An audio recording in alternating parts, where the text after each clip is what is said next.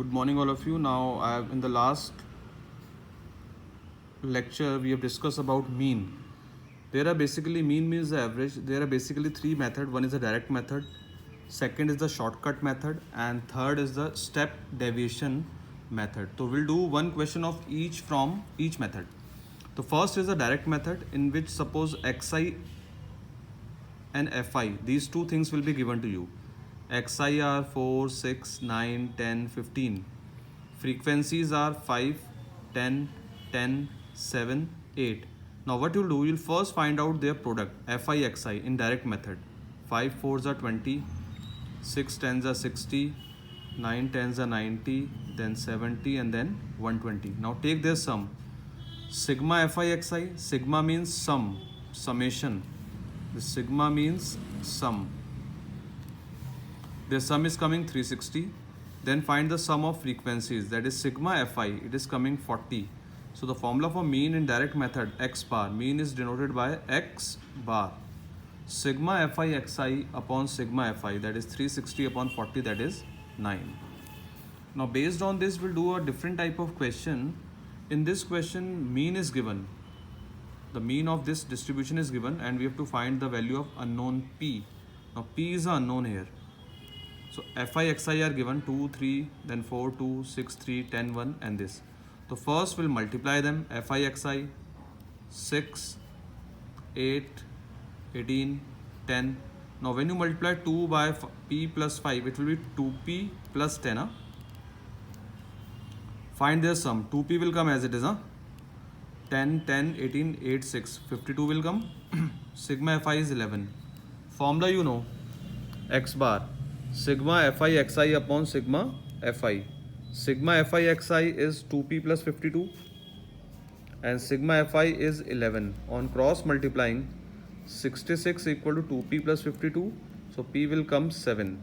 Okay, so this is one of the method for finding out the unknown.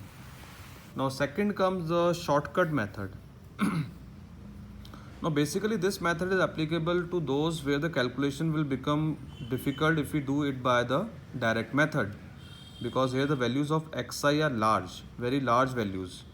So in this we'll use a shortcut method. These are the xi value, these are the frequency. Now in this method we take one term di.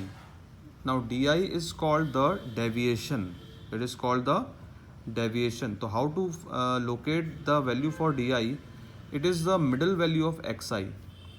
So 1, 2, 3. Third position from top is 72 and third position from bottom is also 72, because there are odd number of terms, so you can directly locate the middle position. In case you have even number of terms, then there will be two mid positions. You can take any value as di. Is that clear?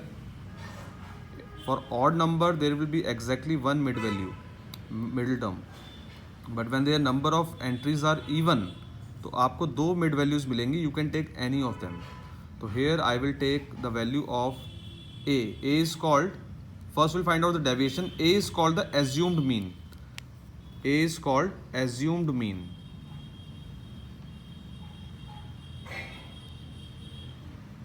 So now I will find out the deviation. The formula for deviation is xi minus A.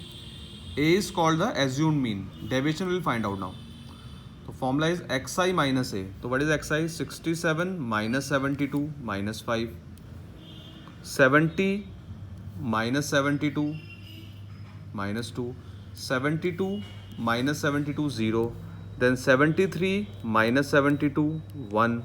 75 minus 72 3. So this is deviation di. Now in the previous method we are finding out fi xi. Now here we will find out fi di. 4 into minus 5. Now the calculation is easy, na? Minus 20, minus 6, 0, 2, 3. Find their sum. This is sigma fi di.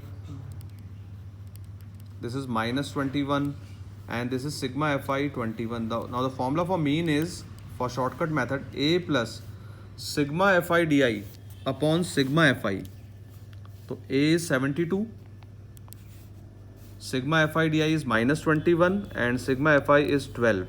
To substitute the values, you will get this term, and finally the answer is 70.25.